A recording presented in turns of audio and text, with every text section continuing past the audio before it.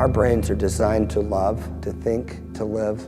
Porn destroys feeling, it destroys emotion. And so we actually lose what is really human about us when we view porn. I was 10 years old when I first saw pornography. Sometimes I'd spend days and just watch porn all day. I knew I was addicted probably when I was like 15, 16, something like that, but I didn't think it was a problem. Everything that we do each and every day shapes our brain. So if I watch a lot of porn, I will train my brain regions responsible for porn processing a lot more. I was asexual. I mean, I was maybe sexual with porn, but I wasn't sexual with human beings. I never wish I watched that first video. I never wanted any of this. I'd like to be a journalist. I want to be a Marine. I want to go to college for film and arts. I want to be a performer in New York City. Ultimately, I want to be a mother.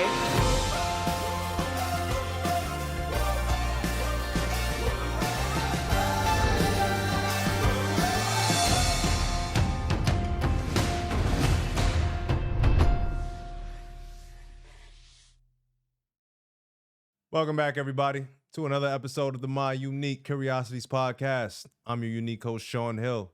The clip that you just finished watching is presented by Fight the New Drug. It is a 3-part docuseries that is titled Brain, Heart, World. They're discussing some of the effects that pornography is having on our brains, our hearts, our entire world. Highly recommend you watch the video after you finish watching this one. I will leave the link in the description. So today, y'all, we are discussing some of the detrimental effects, the harm that pornography is having on men, women, and children. But as a reminder for everybody, we still have another 6 episodes on the topic of pornography.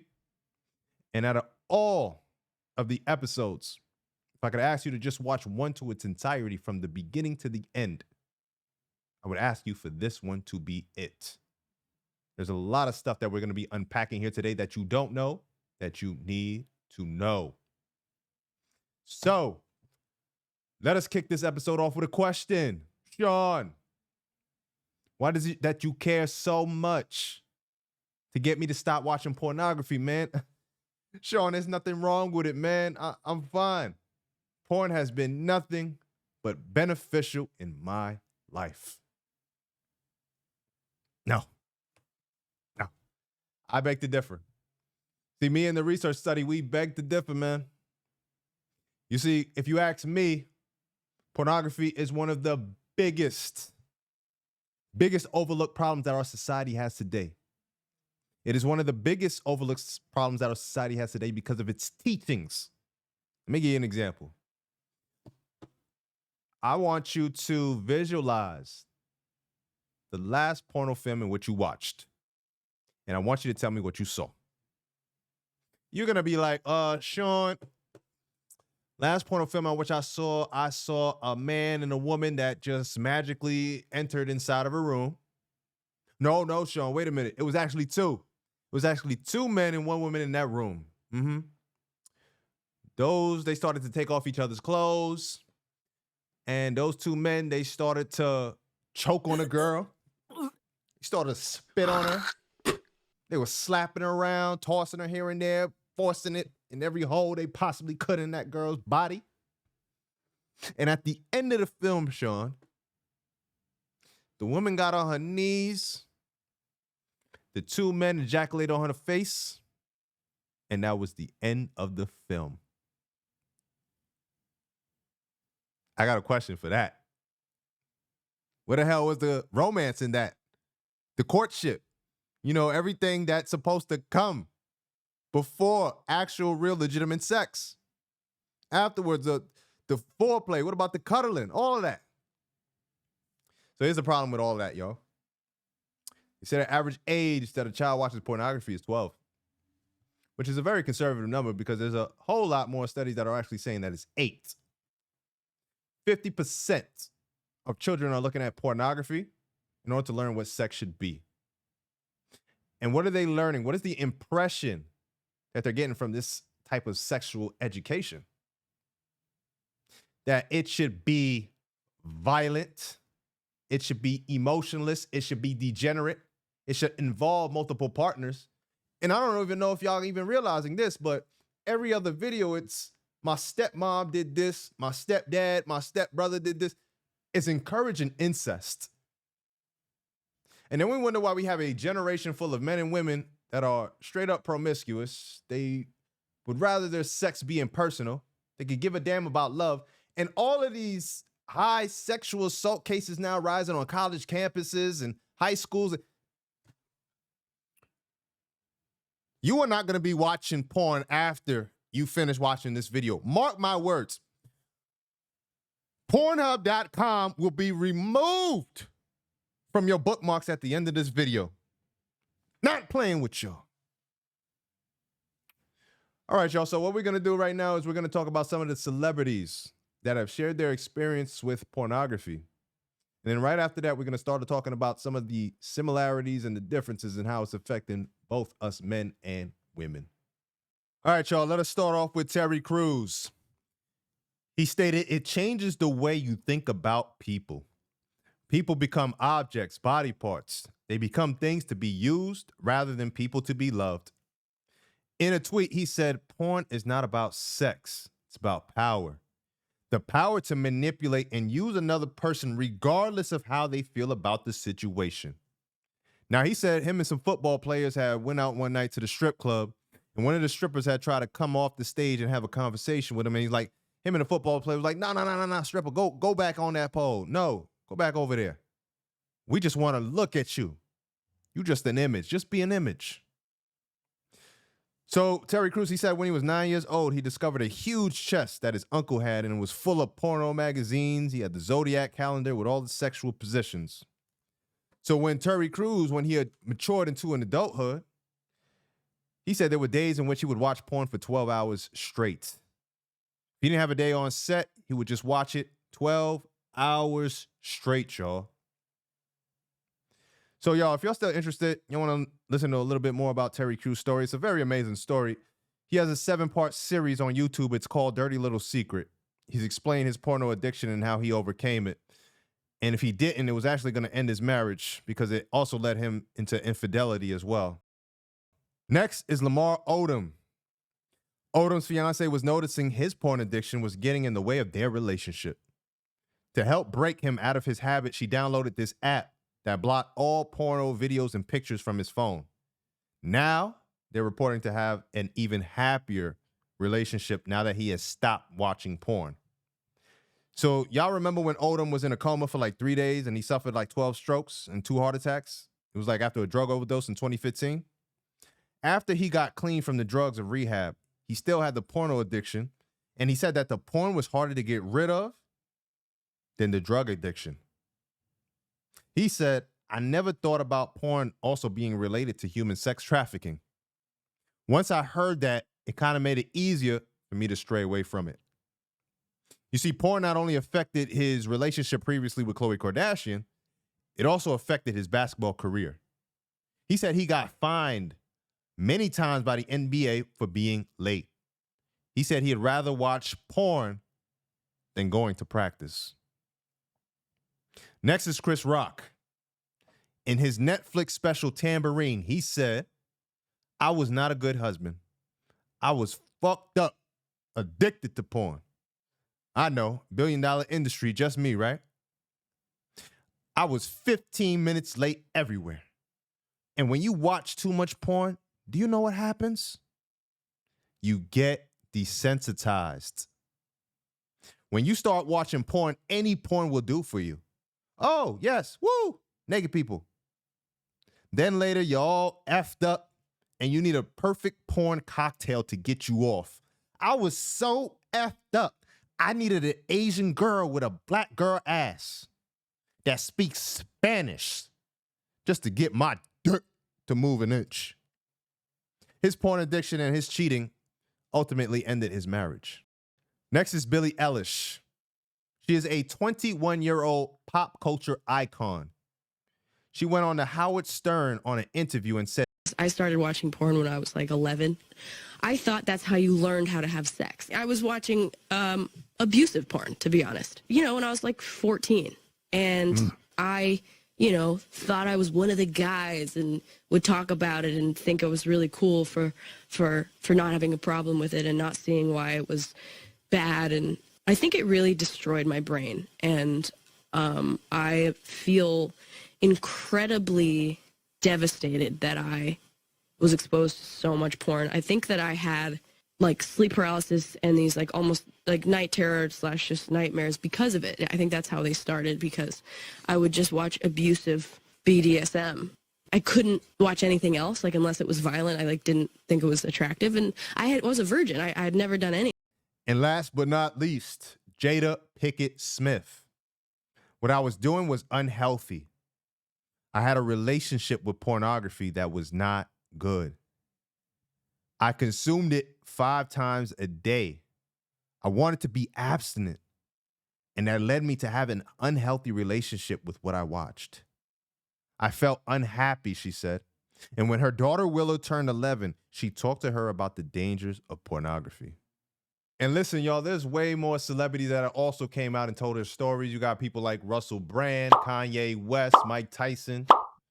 So this is something that is permeating throughout our whole culture. So it's not a poor person thing or it's a rich person thing.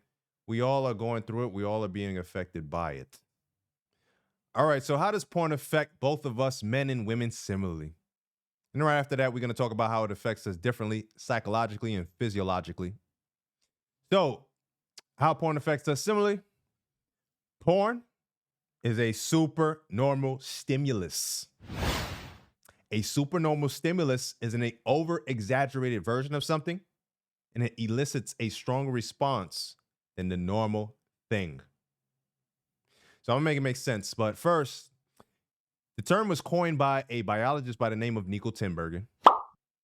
Nico Tinbergen is also somebody that studies insects, and he's known for his famous research studies with the male butterflies. So he knows that the male butterflies are attracted to female butterflies with nice shapes and bright color wings, big and beautiful. So Nico said to himself, what if I took a cardboard box and I started painting the cardboard box with bright colors, and I made it even bigger? I made it a more over-exaggerated version of what a regular female butterfly would look like.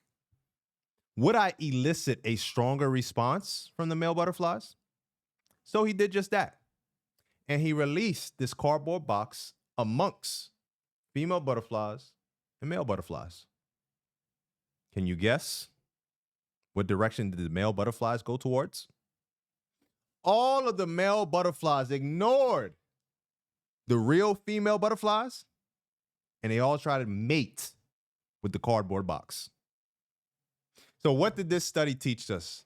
The study teaches us that the brain could be manipulated by 1, find out what already stimulates the brain, 2, create an over-exaggerated version of that thing, and 3, the brain will more likely than not prefer the over-exaggerated version over the normal. So food is a supernormal stimulus. You see, all the food engineers understood that our ancestors prefer high caloric foods. Why? Because of the fact that it was a survival advantage. The more food, the more calories that you had, the longer you'd be fuller, the more energy you would have to sustain yourself. So they said to themselves, what if we created a high caloric food and we made it taste good? Would people prefer all the sugary foods, the high caloric, the fatty foods? Would they prefer that over the low caloric foods, the good foods that our ancestors loved and craved, which was the nuts, the seeds, and the honeys? Yeah, we prefer those foods. We prefer soda over fresh pressed juice, water. We prefer Twinkies and cookies over those nuts and seeds. Social media is a supernormal stimulus because you can receive more praise, more admiration from people in a matter of seconds than you will ever get going outside into the real world.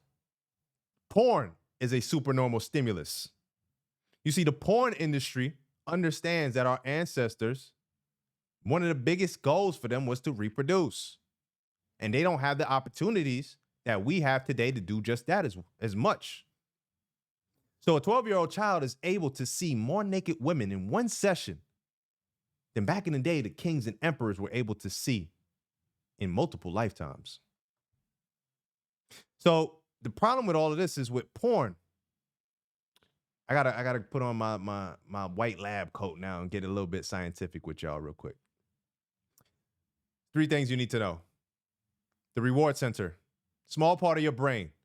All of your desires, everything that you love to do, whether you love to play basketball, whether you love sports in general, whether you love to cook, anything, all of that resides in your reward center. It doesn't know any of the consequences. It just wants to seek those rewards.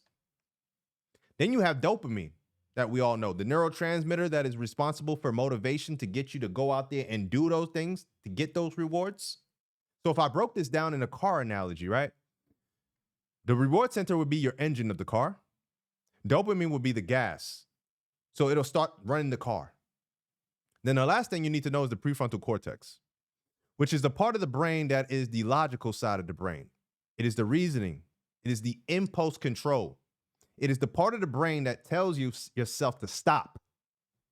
So again, with the car analogy, the prefrontal cortex would be the brakes. Without the prefrontal cortex, we will continuously be pleasure-seeking machines. Now, here's a problem with porn. Porn elicits, since it's a supernormal stimulus, it elicits way more dopamine than you can get from a regular partner. So if you was with a woman as a male, your dopamine levels, let's say it was baseline right here, your dopamine starts to shoot up here when you're with the woman. Now, when you're watching porn, you elicit even more. You go all the way up here. You can't even see it now. I'm above the camera. So now that your dopamine level is all the way up here, you have an excess amount of dopamine running through the system. And when you have an excess amount of dopamine running through the system, you weaken the prefrontal cortex ability to break. So now that the willpower is diminished, you now turn into a pleasure-seeking, pleasure-driven machine. You are no longer able to stop going after rewards. And this is how all drug addictions happen. So not only that, y'all, but like we said, when you go all the way up here now, you don't go back down to baseline dopamine levels. You go even lower. So now you don't have the motivation to do anything. Like how many of y'all done jacked off so much to the point now you usually go to the gym. You don't even have no motivation to play basketball. You don't have no motivation to go to the gym, nothing. Because you already elicit so much dopamine all the way up here. Now you all the way back down here. Now you're just a submissive person who can't stop themselves from watching a screen. So next, how is porn affecting men? Men. Man. One thing that how porn is affecting us is porn has the potential into turning you into a cuck, a voyeurist, someone who enjoys watching other people have sex, watching even your wife get dominated by another man. Think about this shit. You are continuously learning by watching porn to orgasm to watching another man have sex. How else is this fetish of men wanting to watch their wife get dominated come from? Coming from porn. You can't tell me anything else. It's coming from porn. Another thing that porn has the potential to do, and y'all are going to fight me for this, but I got the statistics to back up what I'm about to say. You ready? Porn has the potential into turning you bisexual. You don't believe me? Let's get into it. All right, let's get into this.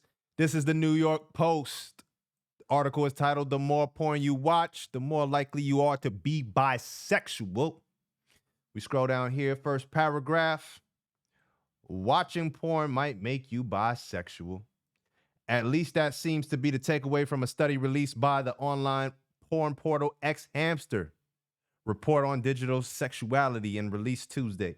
Survey of 11,000 users finds that the more porn you watch, the likelier you are to go both ways.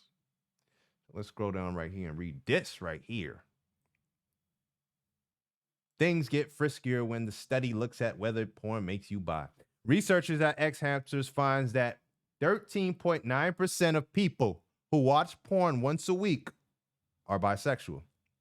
Those who watch skin flicks a few times a week have a 19.73% chance of being bi.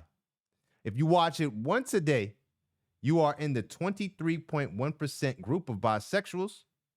Make the time log on XXX action several times a day. You may count yourself among the 27.46% chance of X Hamster's frequent viewers who are bisexual. Now, this last paragraph right here,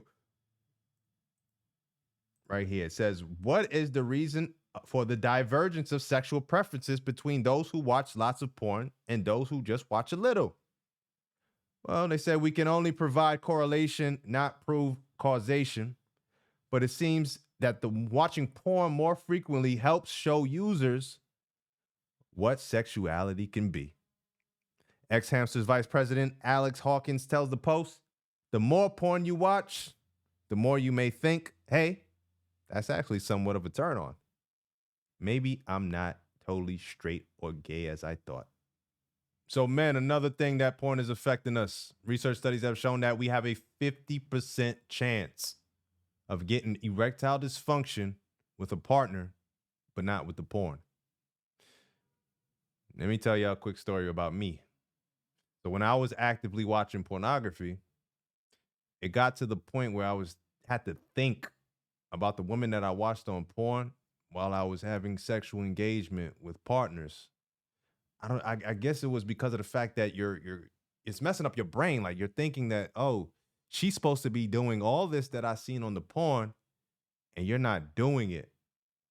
So that's what's messing up our brains up, is thinking that this person is supposed to be doing all of this crazy shit and they not doing it. And a lot of it is not realistic. So another way in which porn is affecting us is that they did a study with divorced couples, and they saw that the men, that 30% of them that were watching pornography, they sexually abused their wives. So now it turns you into a woman beater, bro. Think about the shit. Majority of the porn right now is hardcore. It's violent. So you're learning from this. Now, last but not least, y'all, one of our biggest fears out there, man, full-blown erectile dysfunction. Now, I want to share some of these statistics from this book. It's called How Pornography Harms by John D. Fulbert.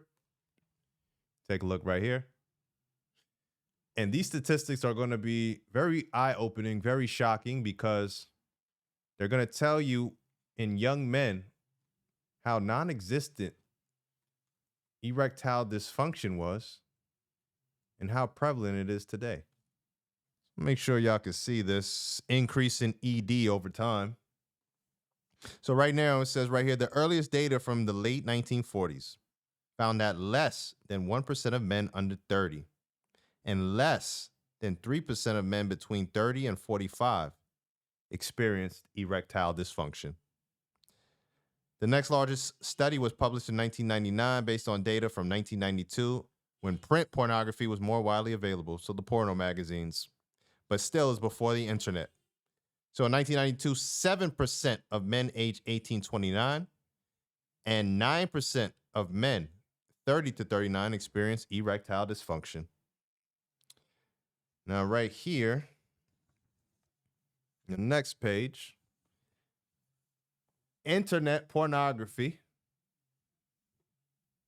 was invented. Now it says now that it's more affordable and it's more anonymous, more accessible. Now, recent studies have shown that in young men, now erectile dysfunction is more prevalent, and within 26 and 33% now of young men are experiencing erectile dysfunction. A study in 2012 of sexually active men between age 18 and 25 found that 30% had experienced ED. So thus, over time, erectile dysfunction for young men went from about 2% to about 8% to about 30%. Look at this shit right here. The more the decades go, almost no men under 40 complained to their doctors about ED. Today, 1 in 4 new ED patients are under the age of 40. All right, ladies, I did not forget about you. In 2020, in one of those months, 60.2% of all females were watching pornography. So we gonna stop the cap. Y'all watching it too. So the women that watch pornography, they reported to have feeling more self-esteem issues. Think about it. You are continuously watching a woman that you may feel is more prettier than you. She's more voluptuous. She seems to have more proficiency in the skills of sex. So it's creating this sexpectation that I'm supposed to be performing in this way, and I'm not able to. Women that also view pornography regularly, they have more sexual partners. And I don't want to hear none of this crap about, oh no, it's sexual positivity. No, it's called sexual hoativity. The shit is turning y'all into some hoes. Women also who watch porn more likely will have sex for money. And women who watch porn are less likely to detect a violent male. Again, majority of this porn has some type of verbal aggression and physical aggression. So you're learning. So as a woman, why would you continuously help the perpetuation of this fantasy of these men out here, these these producers that are continuously doing these acts on women, choking them, spitting on them, and degrading them in this way? Why would you continue to support that? Even for the women who don't watch porn, they still said that they felt lower self-esteem issues because of the fact that they felt objectified by their partners. Ladies, how do you feel when a man could not have any type of sexual intercourse with you unless he's viewing pornography? That shit hurts. that shit should hurt. And the last thing that I'm going to mention of how porn is affecting women. Women that watch porn regularly have a harder time reaching climax with a real partner. Ladies, you already know how hard it is for you to reach climax with certain men now. You really gonna go ahead and make this shit harder? You better stop that shit now. All right, y'all. So I am gonna promise you, not gonna leave y'all without a solution. But you need to know everything that proceeds up into that solution. But for right now, what I'm gonna ask of you is at the very least, remove Pornhub.com from your bookmarks. The very least, remove it. Oh, that shit, man. Only if you like this video. Comment on it, like it, subscribe. We want to grow this channel as much as possible so we can get this message out to as many people as possible. So, till next time, y'all. Make sure that question, why, is being used on your part every single day. Peace.